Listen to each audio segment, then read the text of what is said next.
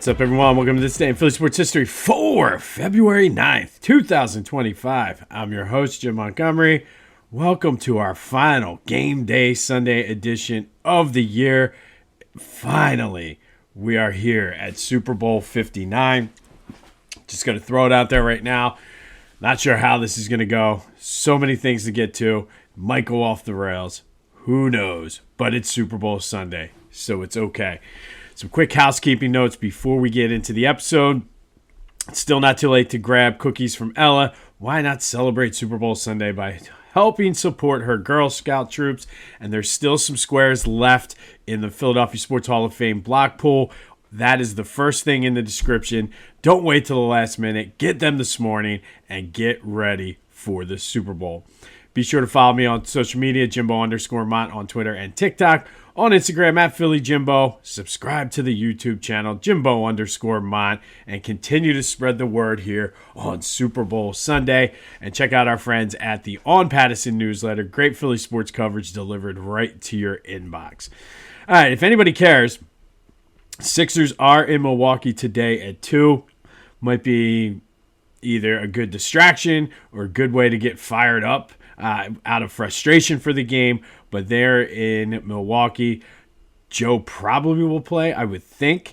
I missed this the other day too, but Daryl Morey did make a comment about this team and all the moves. And he was like, and if you squinting really hard, this does look like a championship team. Not sure what you're talking about, Daryl, but I wanted to mention that because it did happen. Flyers got it back on the winning side last night, beating the Penguins 3-2. Travis Konechny, Scott Lawton, and Garnett Hathaway all scored for the Flyers, and Samuel Ersson was outstanding in goal. Flyers now have a few days off, almost like 2 weeks, for the Four Nations tournament, so they will not play again until February 22nd. Be sure to check out my boys at the Clashing Conferences podcast. Great things going on with their fan network. That is available on YouTube and wherever you get your podcast. And then celebrate Super Bowl Sunday with Philly Goat. They have you covered from head to toe. Be sure to check out the things on their site too. Do a little exploring as you go through. They have a ton of Eagle stuff. And get ready for this W later this afternoon. And be sure to use that promo code Jim Montgomery to take 10% off of your order. All right, today we're going to go back to 1966. And on this day in 1966, the NHL officially decided to double the league from 6 teams to 12. They announced that Philadelphia, along with LA, the Bay Area, specifically Oakland, St. Louis, Minnesota, St. Paul, and Pittsburgh would all get expansion teams scheduled to play that 1966-67 season. They were what was considered the next 6, and they would basically the idea was they had the original 6. They had 2 teams in the East, 2 teams in the Midwest, and 2 teams on the West Coast. For the Flyers, Eagles owner Jerry Woolman, a New York banker named William Putnam, and Eagles VP Ed Snyder, yes, Ed Snyder got his start with the Eagles, and a D.C. businessman named Jerry Schiff were the leaders of getting the Flyers into Philly. And we all know how it worked out with Ed Snyder basically becoming Mr. Flyer. The Philadelphia team was allowed in under the conditions. They paid the league $2 million. An arena that had minimal of 12,500 seating capacity, which would end up being the Spectrum, had to be a major market, which Philadelphia was, and a suitable playing surface. So the big question around this team getting awarded to Philadelphia was where they would play. They ended up putting it down in South Philly, shared it with the Sixers, and the rest, as they say, is history. All 6 new teams would end up playing in the same division. They were the Flyers got their start actually in the West Division, the Western Conference there, but the Flyers far and away became the best of the next 6 teams. They have, of all those 6 teams, the Oakland Seals are now a defunct team, but the Flyers they have the most wins out of them, but they do trail the Pittsburgh Penguins 5-2 when it comes to titles. But on this day in 1966, the Flyers officially were born, as Philadelphia was awarded one of the next 6 expansion franchises for the NHL when they completely doubled, and the move actually did pay off. A couple of years later, within 10 years, Flyers had won 2 cups. So on this day, Philadelphia awarded an NHL franchise. Today, our Black History legacy maker with Philly ties is Troy Vincent. And Troy was born in Trenton but grew up in Fairless Hills, went to Pennsbury High School. He was the number 7 overall pick of the Dolphins in 1992, but really came into his own and became a great player in Philly. Played for the Eagles from 96 to 2003. It was one of their big, I just remember this being a huge free agent get for the Eagles when they signed him. He is a 2-time All-Pro, 5-time Pro Bowler. He's in the Eagles Hall of Fame. He's on their All-75th anniversary team. 28 career interceptions in Philly. Probably the most notable was the interception by James Willis in the end zone in Dallas, who lateraled to Troy Vincent, who took it the rest of the way for the touchdown. He also won the 2002 Walter Payton Man of the Year. So it just goes to show what kind of guy he was. And we've talked about the Walter Payton Man of the Year award and how it's one of the most prestigious things you can win in the NFL because it means you're giving back to the community and things like that. So Troy Vincent won that in 2002. After his retirement, he's been heavily involved with the National Football League. He was the president of the NFLPA for a few years and currently is the senior vice president, or he was the senior vice president of player engagement and is now the executive vice president of football operations. So pretty big deal for Troy Vincent with the NFL. He's served on numerous boards for charities and organizations, started a domestic violence and sexual assault awareness, kind of advocating for education and putting an end to domestic violence and sexual assault. He founded the Love Thy Neighbor Community Corporation. It was a development and opportunity for young people to build character through athletics and academics. Great organization there for Troy. He's a college football Hall of Famer, a Philadelphia Sports Hall of Famer, Eagles Hall of Famer, Pennsbury Hall of Fame, Wisconsin Hall of Fame, University of Wisconsin Hall of Fame, and the PA Football Hall of Fame. Great player. Excuse me. Even better guy off the field with all his charitable works and is a pretty big deal in the NFL. But Troy Vincent is today's Black History legacy maker with Philadelphia ties. Local dude, played for the Eagles, and just an overall good guy. All right, here we go. It's Super Bowl Sunday. Going to get into the keys to the game and everything, but I always feel as though the Super Bowl, for the longest time to me, winning one, represented going to the big club that everybody wants to get into. And for the longest time, we were outside waiting in line, couldn't get in. Finally got into the club back in 2018, and now it's about moving up in the club. It's about getting being more seen, being a more VIP, so to speak. So we're in the club. We're down there with just the people that are lucky to be in. I want to start moving up levels in that club, and that's to me what today represents. It's about moving up in that club, moving up and getting some VIP service and being in your own being in your own area, getting a table, all of that stuff. It's going to be a long Eagles preview today, so again, I don't know where this is going to end up going, so buckle up and let's do it. All right, let's start, though, with a recap of yesterday's question of the day. I did ask, did Quinyon Mitchell get snubbed for winning Rookie of the Year? 63% of you said yes. That's fine. I totally get it. I totally see it. I don't think he did, but you certainly can make a stronger argument for Quinyon Mitchell winning the Rookie of the Year. But thank you, as always, for participating in the question of the day. It's game day. You know what today's question is going to be. But looking at this game, I feel like this might be like a legacy game for the Eagles. And I think they're at a crossroads. And if you're a WWE fan, A couple years ago, the story was with Cody Rhodes finishing his story and winning the WWE Championship. And I feel like there's yes, it's WWE, but there are a lot of, I guess, parallels with this Eagles team and that Cody Rhodes story. They were there, had their chance on the biggest stage, and did not finish it. I did see, or have seen, some social media posts comparing it as well. But I think it's time for Jalen, Nick Sirianni, and this Eagles team to finish the story. If they win, their story is still going to be written. The sky is the limit.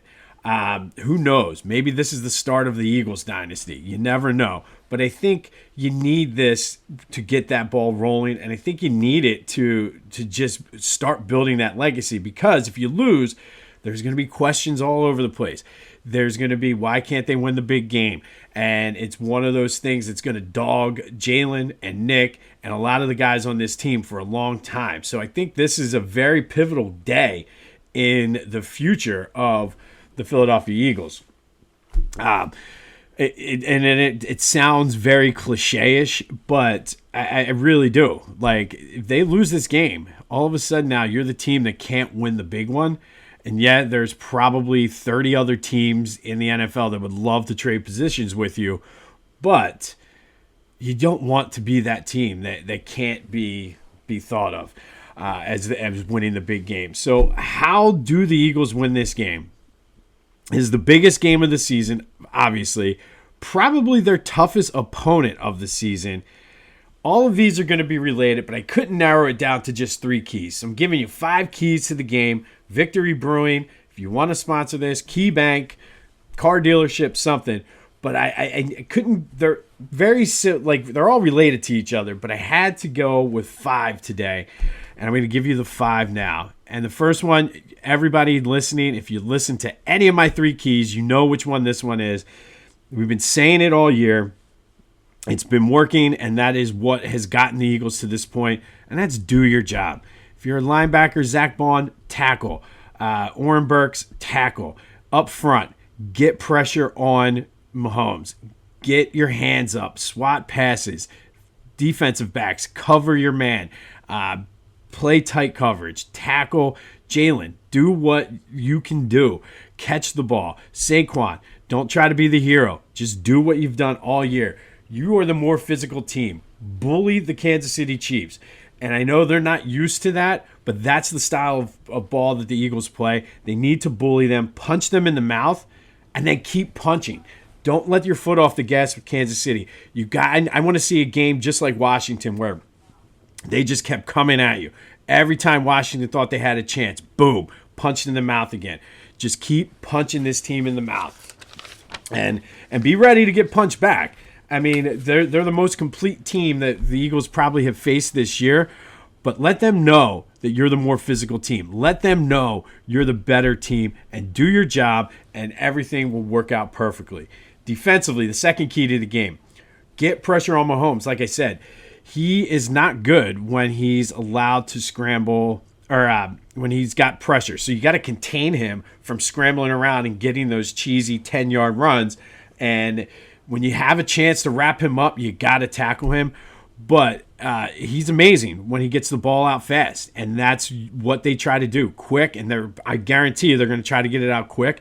So keep your hands up and be sure to tackle. But make him miserable. Hit him. He gets frustrated. He's not God. He's not Superman. He's pretty good. But he can be beat. And just essentially do what you've done all year to all of these teams. Third key to the game on offense. Take what they give you. You're going to see some blitzes you haven't seen. Get the ball out quick. And if that means Smitty and Goddard underneath, do it. Until they start stopping it, then you can do play action deep. Give it to Saquon, whatever you got to do. But take what they give you. Quick throws. Get the ball out. Jalen was pretty good for the most part, not taking sacks in the Washington game. You're going to need to do that. But if they key on Saquon, over the middle passes. They start knocking that down, go deep to AJ. And if all of that's not there, pound it back to Saquon. Just whatever they're going to give you, take. And I think you're just too good of a team to be able to dominate this team. Be smart, move the ball, and I think everything will be fine. All right, our first bonus key, number 4, keep the emotions in check. This has been early in the season. There were some issues with this. You had a little bit of the concerns with Jalen Carter there, C.J. Gardner-Johnson against Washington. It's the Super Bowl. Keep your emotions in check. There might be some questionable calls by the refs. Keep your composure, but stay focused. Sirianni has kept this team focused all year. I don't see that changing. I don't see them not having their emotions in check today, but you got to play within yourself. The moment's big, but you need to stay focused and do what got you there. And then the second bonus, key number 5, is all about the Jalens. First of all, Jalen Hurts, show them what you are. You're a winner. Take all that motivation, finish the story, create your legacy here, and you are a winner. Every level you've played at, you're a winner. Play like a winner today. Prove all the doubters wrong.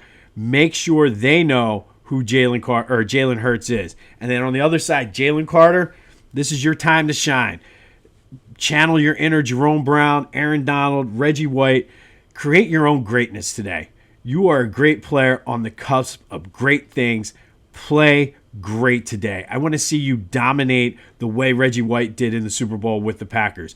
I want to see you dominate the way Aaron Donald did. I want to see you dominate the way the late Jerome Brown did. This is your time to step up. So the 5th key here, both Jalens, I need you to play great today. So there's the 5 keys to the game. Both Jalens, play out of your mind. Keep your emotions in check. Take what Kansas City is going to give you. Get the pressure on Mahomes and do your job. All right, so what's the pick going to be? And just like the Washington game, I spent a lot of time this week trying to figure out and looking at it from every angle how the Eagles lose this game. And the only thing I could come up with for the Eagles to lose this game is they go back to playing like how they did pre-bye week and completely abandon what got them here. I don't see that happening. I don't see them abandoning it because they haven't. And even the games that they passed, like in Pittsburgh, Jalen did exactly what he needed to do against Baltimore. You saw what he did last week in Washington, or against Washington. The only way they can lose this game is to go back to the way they played pre-bye week. And they haven't done it yet. They have not done it. This team is just so focused. I see this game playing out, and I'm hesitant sometimes to say this because we're not used to being in this position. But I don't care at this point because I've tried. I really have tried to look at it from all sides. I see this game following the exact same script most of our games went this year. It's going to be a little bit tight until about halftime. Eagles start pulling away in the third quarter. Saquon breaks one, and I'm not saying it's going to be super comfortable because the Chiefs are going to be able to probably mount a comeback, but I see this following the script that we've done all year. I cannot see them reverting back to those old ways. Spread as of this morning is still 1.5. I'm going Eagles money line. I'm not even messing with it. Eagles money line.